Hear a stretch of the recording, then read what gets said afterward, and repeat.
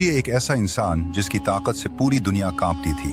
हजरत Umar Ibnul Khattab, एक ऐसी सल्तनत जिसके नाम से दुश्मन डर के मारे अपने किले बंद कर लेते थे। रोम और फारिस जैसी सुपर पावर्स जिसकी तलवार के आगे घुटने टीक चुकी थी। लेकिन जब हिस्ट्री का सबसे मुकद्दस शहर फतह करने की बारी आई तो इस फातिह के पास पहनने के लिए एक ठीक लिबास तक नहीं था। यह साल 637 एडी था। मुसलमान फौज ने बैतुल मुकद्दस को घेर लिया था। रोमन एम्पायर की आहनी दीवारें और उनका गुरूर दोनों टूट चुके थे। लेकिन वहां के पादरियों ने एक अजीब शर्त रख दी। उन्होंने कहा, हम इस शहर की चाबियां उन बड़े बड़े जनरल्स को नहीं देंगे। हम चाबियां सिर्फ और सिर्फ तुम्हारे अमीर, तुम्हारे सबसे बड़े खलीफा के हाथ में देंगे। पैगाम मदीना पहुंचा और वहां से निकलता है दुनिया का सबसे ताकतवर इंसान।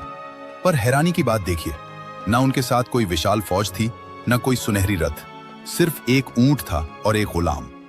सफर लंबा था तो इंसाफ के उस बादशाह ने तय किया, एक मंजिल में ऊंट पर बैठूंगा और अगली मंजिल मेरा गुलाम बैठेगा और मैं ऊंट की नकील पकड़ूंगा। और फिर वो तारीखी दिन आया। सामने यरूशलेम के विशाल दरवाजे थे। वहां रोमन एम्पायर के बड़े बड़े जनरल्स और पादरी भारी रेशमी कपड़ों में खड़े थे। पर जब उनकी नजर दूर से आते हुए खलीफा पर पड़ी तो उनके होश उड़ गए, क्योंकि उस वक्त बारी गुलाम की थी। दुनिया ने हिस्ट्री का सबसे अजीम मंजर देखा। गुलाम ऊंट पर बैठा था और आधी दुनिया का बादशाह, जिसके कपड़ों में कई पैबंद लगे थे, मिट्टी में सुने हुए पैदल चल रहा था।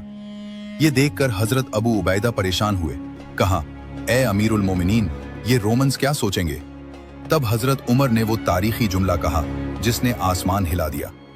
हम एक जलील कौम थे, अल्लाह ने हमें इस्लाम के जरिए इज्जत दी। अगर हम इस्लाम को छोड़कर किसी और चीज में इज्जत ढूंढेंगे तो अल्लाह हमें फिर जलील कर देगा। ये मंजर देखकर लोग उनकी सादगी और इंसाफ से गहरा मुतासिर हो गए। दुनिया ने देखा कि असल फतह तलवार से नहीं, किरदार से होती है। क्या आज की दुनिया में ऐसी कोई मिसाल मिलती है? और हाँ, अल्लाह इस रमजान में हम सबको ऐसी ही सादगी और बेहतरीन किरदार नसीब फरमाए। आप सभी को दिल से रमजान मुबारक।